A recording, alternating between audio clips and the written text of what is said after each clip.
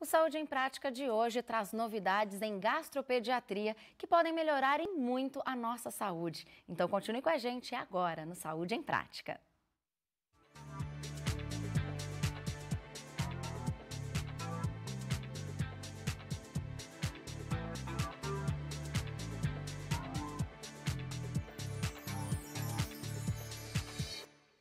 E para falar para a gente aqui sobre as novidades em gastropediatria, a nossa convidada é a pediatra com atuação em gastropediatria, Eliane Cabelo Santos. Doutora Eliane, muito bem-vinda ao Saúde em Prática. Obrigada, prazer. Prazer recebê-la. Bom, então, para a gente começar, Eliane, você foi no primeiro semestre desse ano ao encontro da Sociedade Europeia de Gastropediatria, né, que é um dos eventos mais importantes aí dessa área. Sim. Então, queria que você dividisse um pouquinho com a gente dessas novidades abordadas por lá. Então, para começar, a gente vai falar sobre uma palavrinha aqui que é até difícil, né? Microbiota intestinal. O que é microbiota, Eliane? É um nome estranho, mas é uma coisinha que todo mundo já conhece há bastante tempo. São aqueles cerca de 100 trilhões de bactérias que nós temos dentro do intestino. Até aí, tudo bem, já é conhecido há bastante tempo que elas estão ali. Sabe o que é novo? É a questão do que elas estão fazendo ali. O que é mais interessante, ela não se restringe à ação ao intestino, mas a todo o organismo da gente. Elas têm relação com a nossa imunidade, ela tem relação com defesa, com a ocorrência ou não de determinadas doenças, como doenças inflamatórias, alguns tipos de câncer, obesidade e até depressão, até coisas assim de sistema nervoso central, através de uma comunicação do intestino com o cérebro. Você imagina que coisa interessante, assim, desafiadora mesmo. E já se sabia da existência delas, mas não sabia o porquê que elas estavam ali. Exatamente. Assim. Quer dizer, qual que seria o motivo? Por que será que elas estão ali, né? E agora eles descobriram isso, porque o intestino é um local em que você tem esses 100 trilhões de bactérias, você tem 70% das células do sistema imunológico ali, mais alguns bilhões de neurônios. Então, você imagina essa rede intrincada de coisas interagindo. A importância disso, né? Agora, quais fatores que interferem na formação da microbiota intestinal, Eliane? É o seguinte, essa microbiota, ela se forma no início da vida da gente. Até um ano e meio ela se forma. E o interessante é assim, a sua microbiota é diferente da minha. Ela é única, é como se fosse uma característica, cor dos olhos, né? Digital. Digital, exatamente. E nós vamos carregar essa microbiota a vida toda. Então, mesmo que haja interferências externas, a tendência é que a microbiota volte à nossa original, né? E como ela se forma no início da vida, então, os fatores que acontecem naquele período, então, tipo de parto, prematuridade, se você usou antibiótico ou não, o estresse, poluentes ambientais e principalmente a dieta. Então, por que a gente fala tanto de leite materno? Você fala com o pediatra, você cansa de ouvir falar que o leite materno é bom, porque é bom mesmo. O leite da mãe tem probióticos, tem pré-bióticos, coisas que vão ajudar a microbiota saudável da criança que ela vai carregar a vida toda.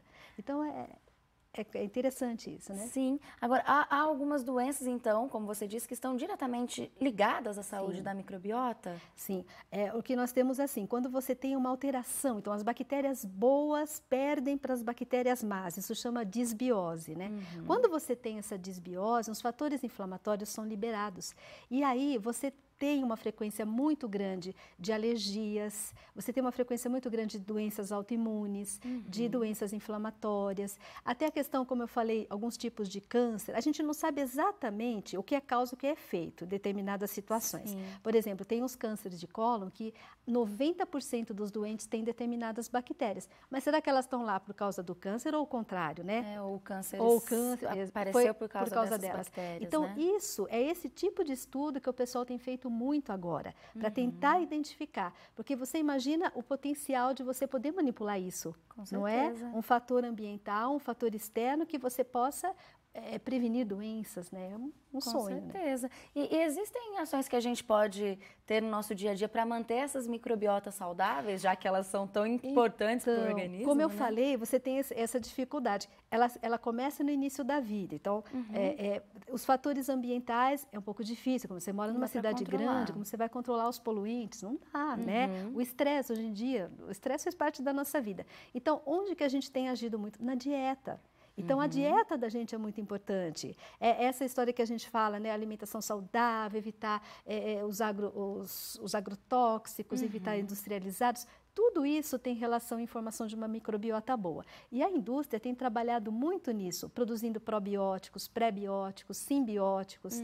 Para quê? Na tentativa de produzir uma microbiota mais saudável. Mas isso também a gente tem que ter muita atenção, porque as bactérias intestinais, elas são muito específicas. Então, não é qualquer probiótico que serve para qualquer coisa. Sim. Então, tem muito estudo ainda, tem muita coisa. A gente tem que ter muito critério quando a gente for usar esse tipo de suplementos, né? Com certeza. Agora, doutora Eliane, você está falando aí pra gente dos probióticos, pré-bióticos, simbióticos. Eu acho que o pessoal de casa, assim como eu, não deve entender muito bem o que é isso. Então, explica pra gente o que são esses 3 elementos. São coisas que vocês vão ver cada vez mais, justamente por essas descobertas recentes. Os probióticos são aquelas bactérias que têm capacidade de provocar bons efeitos no organismo da gente. Que uma vez ingeridos, elas vão ali no intestino, se ajeitam, ficam lá um tempinho, e enquanto a gente toma, a gente tem aquele efeito benéfico. Os pré-bióticos, eles favorecem o desenvolvimento, são carboidratos, são fibras que essas bactérias usam como alimento, então favorece o desenvolvimento delas. E os simbióticos são os dois juntos, quando você usa os dois juntos, um favorecendo o outro. E você tem probiótico onde? Em iogurtes, em leites, fórmulas, suplementos mesmo, esses, por exemplo, para quando você usa um antibiótico, ele altera a sua flora intestinal, a sua microbiota. Sim. Então, existem alguns suplementos que você usa e que melhora a sua flora mais rápido. A sua microbiota volta antes do tempo estimado para ela voltar. Que interessante. Então, são coisas que o nosso organismo já produz, mas que a gente pode estimular? Exatamente. Você pode voltar. Então, você tem um equilíbrio da sua microbiota. Um agente externo foi lá, digamos, um vírus, uma bactéria, alguma coisa ruim para você, entrou no seu organismo, então você usa as bactérias boas para reagir contra aquelas ruins que entraram. Entende? É mais ou menos essa a ideia. Doutora Eliane, agora há pouquinho você comentou com a gente que a microbiota ela pode estar relacionada também à depressão, por exemplo. Como que acontece essa ligação? Como que ela pode estar relacionada a esse problema? Pois é, tem algumas funções da microbiota que são bem estabelecidos, bem estudados e a gente sabe os caminhos. Tem algumas que você sabe a relação, mas não dá para a gente explicar exatamente como que isso acontece. Então, é justamente nisso que os estudos têm se empenhado. Por exemplo, a função da imunidade, como eu falei, as células de defesa estão ali, né? Então, elas se comunicam, ela modula a imunidade da gente, essa via já é conhecida. A defesa, mesma coisa. E agora, com relação a isso, até teve um trabalho muito interessante nesse congresso que eu fui, até para nós mulheres é interessante, que mulheres que usam iogurtes comuns mesmo, que você compra em supermercado, com frequência, tipo mais que 5 meses seguidos, tem menos estresse e menos depressão na fase pré-menstrual, que é uma coisa importante para a gente, né? Com certeza. E é uma coisa simples de se fazer também, não é? Sim. Então, assim, falta, lógico, até ele comentou isso, saber exatamente que tipo de iogurtes, né, que tipo de probióticos naqueles iogurtes é que fazem bem. Então, isso ainda não está bem estabelecido, mas já tem uma relação. Com então, certeza, esse já tipo fica de coisa, a dica, né, para ajudar. Então, agora, como isso acontece? Justamente esses neurônios que nós temos no intestino, de alguma forma se comunicam.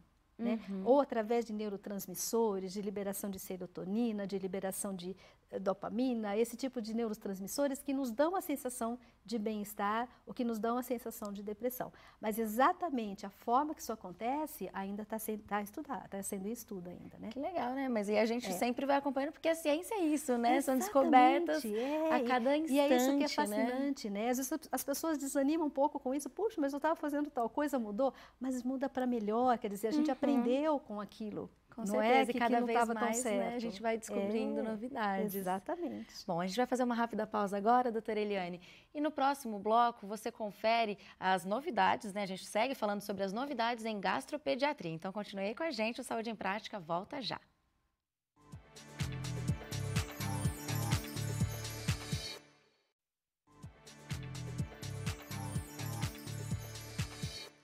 Saúde em Prática está de volta hoje falando sobre as novidades em gastropediatria.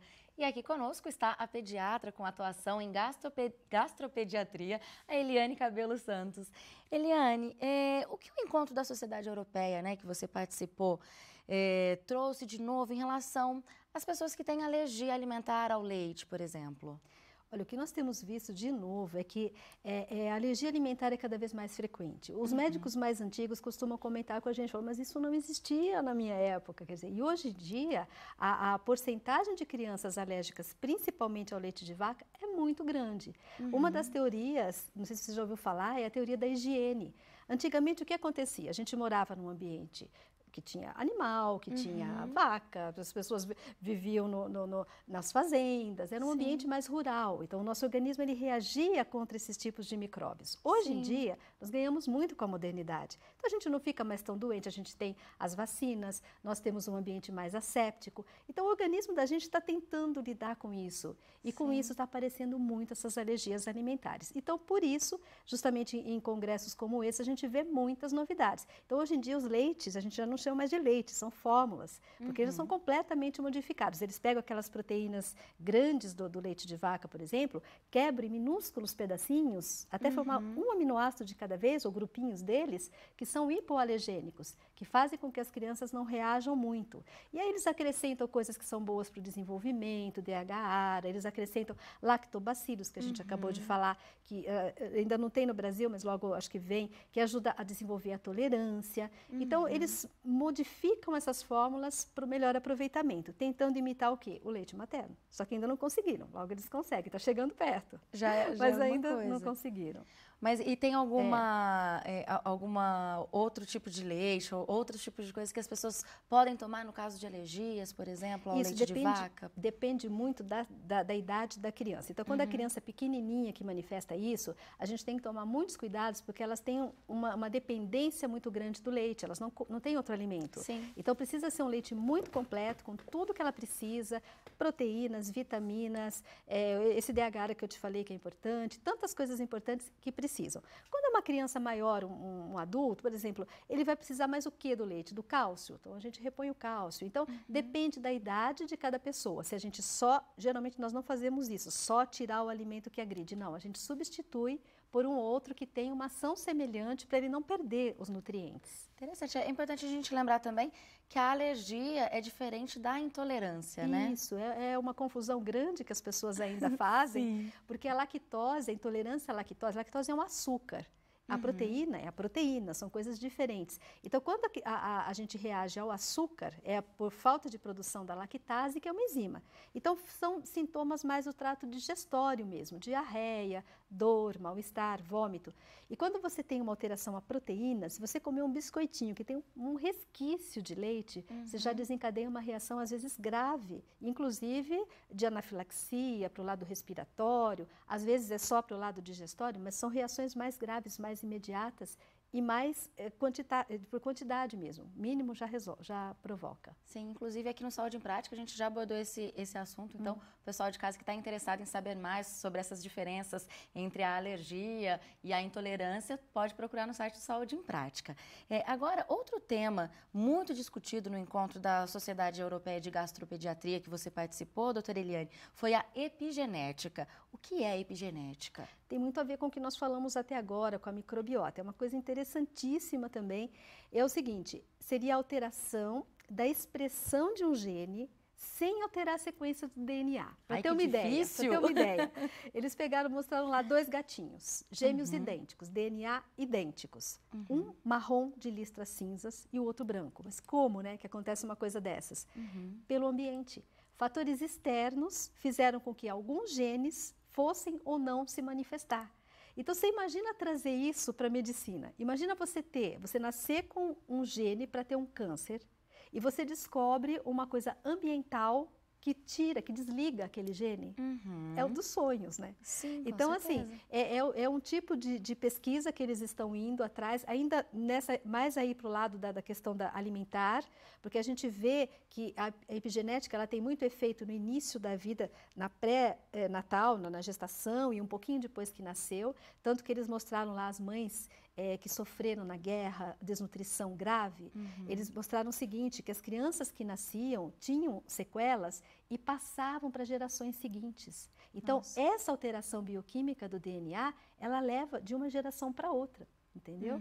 Então, é uma coisa, parece meio estranha, Sim. mas que é um caminho daqueles assim que dão uma certa esperança para a gente, sabe? Daquilo que eu te falei, de prevenir doença e não de ficar tratando só. E acho que a né? gente pensando, os alimentos são coisas que a gente ingere, né? São fatores externos que estão diretamente ligados com o organismo, Imagina se você domina né? esse assunto, imagina se você consegue realmente, ó, esse alimento é para isso. Essa bactéria, aliás, tem um estudo assim, com doença de Crohn. Eles pegaram uns ratinhos. Doença de Crohn, você já ouviu falar que ela é uma doença inflamatória intestinal grave, dá sangramento, diarreia e tal.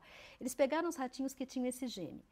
Os ratinhos que tinham algumas bactérias intestinais determinadas tinham a doença. Os que não tinham, não desenvolviam a doença. Então, você imagina, evitar uma doença grave, crônica, que não tem cura, através de uma açãozinha ali na microbiota. Então, é uma coisa muito bonita assim, de se estudar. Agora, depois de tudo isso, então, dá pra gente falar que a alimentação saudável, até mesmo os exercícios físicos, por exemplo, e além de todos os outros benefícios que a gente já conhece, eles podem ajudar, então, na mudança, na estrutura dos nossos genes. Acho que essa é a importância desses tipos de estudos. A gente fica mais seguro com o que a gente está fazendo. Quer dizer, por que é assim, não é? Qual que é o motivo? É muito mais complexo, é muito mais intrínseco do que a gente imagina. Tem a ver com a nossa microbiota, tem a ver com os nossos genes, tem a ver com a expressão ou não desses genes, né? E o entendimento disso é que eu acho que vai levar ao futuro da medicina. É daqui que nós vamos adiante. E não só ficar criando remédios para curar problemas que já existem. Muito interessante. Agora, quais implicações os estudos da epigenética têm aí para a medicina, então? Eu acho que é nesse sentido. É de você imaginar a prevenção. É de você imaginar como a gente pode manipular ao nosso favor o que a gente tem de simples no dia a dia, saber viver, entendeu? De uma forma consciente, passar isso para as gerações futuras. Imagina se eles já vêm moduladinhos, sem a maior parte dessas doenças que nos apavoram aí no dia a dia. É uma maneira de ir decifrando o organismo, né? Exatamente. Muito interessante. Bom, Saúde em Prática vai para mais uma rápida pausa. No próximo bloco, a gente continua falando sobre as novidades da gastropediatria. E tem também o quadro Opção Saudável, que fala sobre cromoterapia. Então, a gente volta já.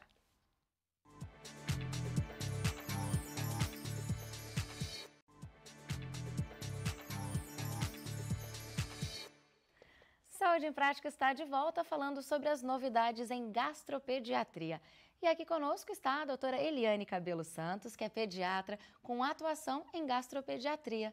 Mas antes de prosseguir, tem uma Opção Saudável trazendo um tratamento complementar que visa restabelecer mente e físico através das cores. Opção Saudável está no ar.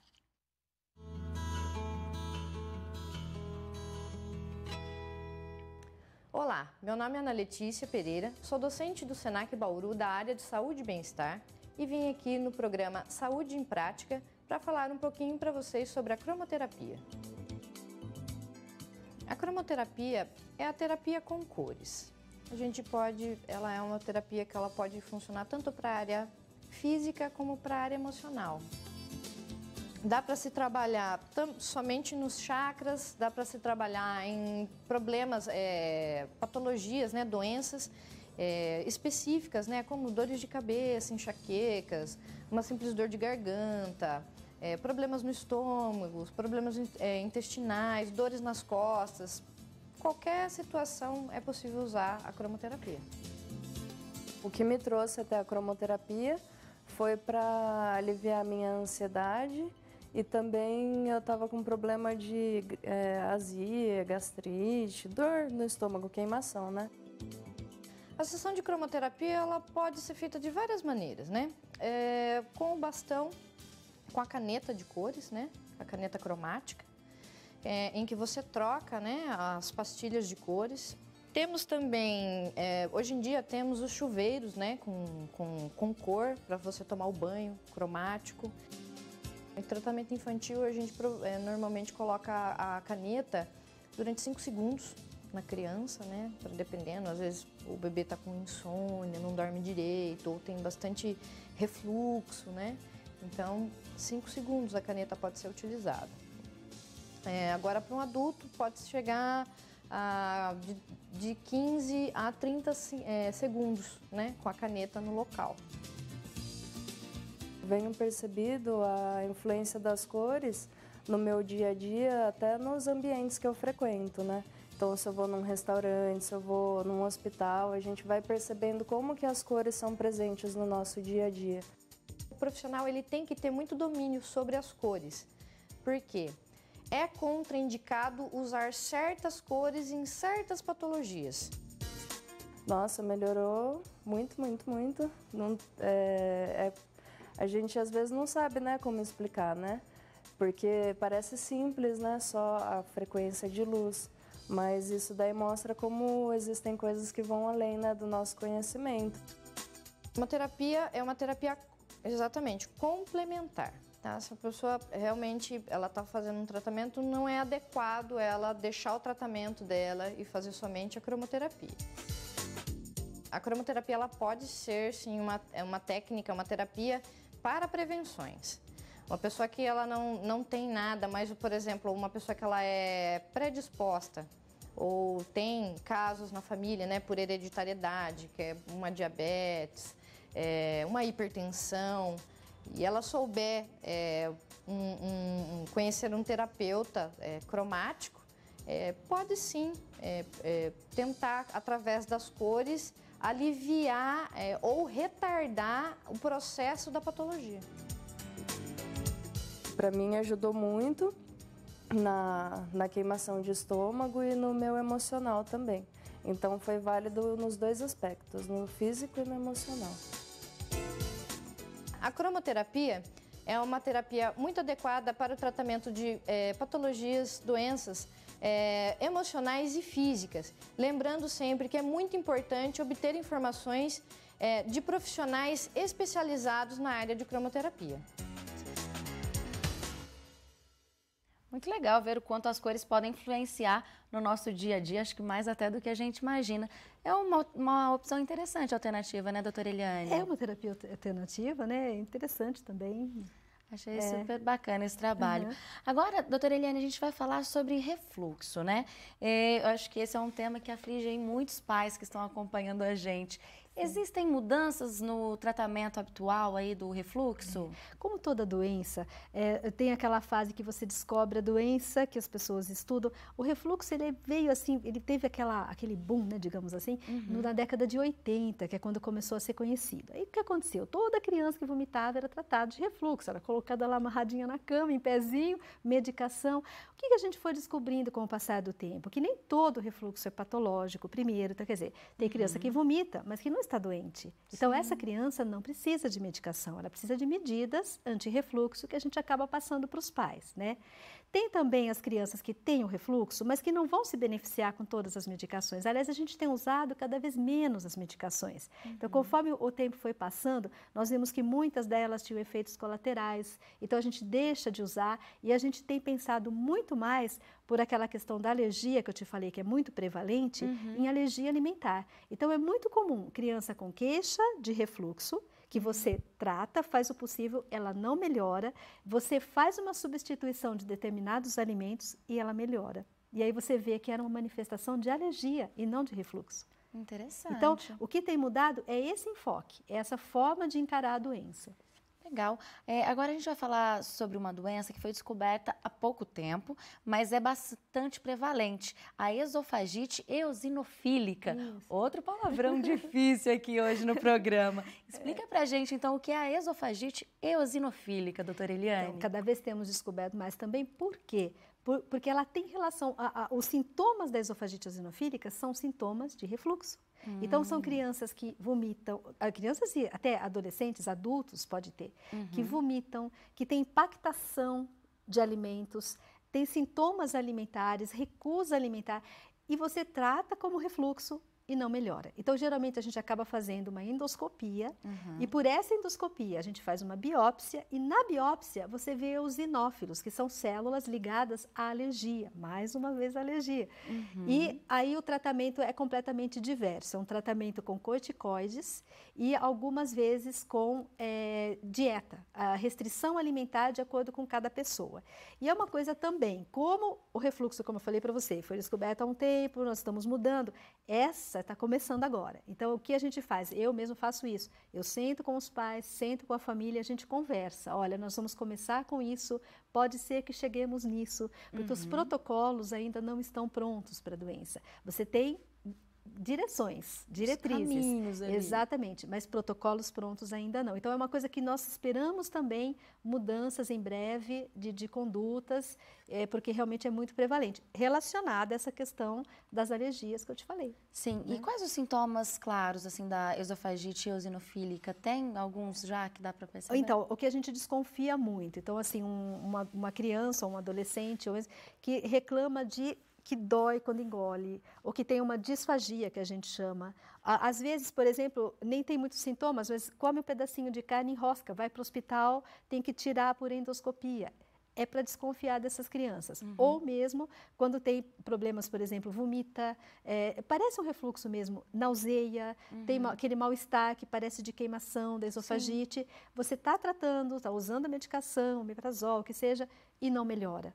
Aí você faz a endoscopia e geralmente você encontra, principalmente quando tem um antecedente de alergia, ou na família ou na própria criança. Então, asma, rinite, ela tem uma relação com essas doenças. Eles estão até chamando de asma do esôfago, entendeu? E o tratamento é com a bombinha da asma, deglutida. Ah, é? O tratamento, então, é sempre dessa com corticoide, né? Corticoide e alimentação. Dependendo da escola, às vezes os norte-americanos, por exemplo, eles vão mais para o lado da dieta. Os europeus, até a gente aqui também, mais para o lado do corticoide, que é um pouco mais fácil. A dieta é difícil, dependendo da idade da criança. Se restringir, olha, isso, não vai dar, vai para a escola e como que fica. Então, por isso que a gente sempre discute com a família a melhor abordagem para aquela criança naquele momento dela. Que interessante.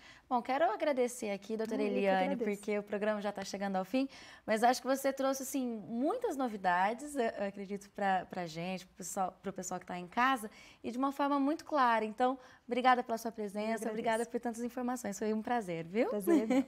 Bom, vocês de casa já sabem, né, que pode rever este programa e todos os já exibidos em nosso site. Então, eu te espero no próximo programa. Até lá. Tchau, tchau.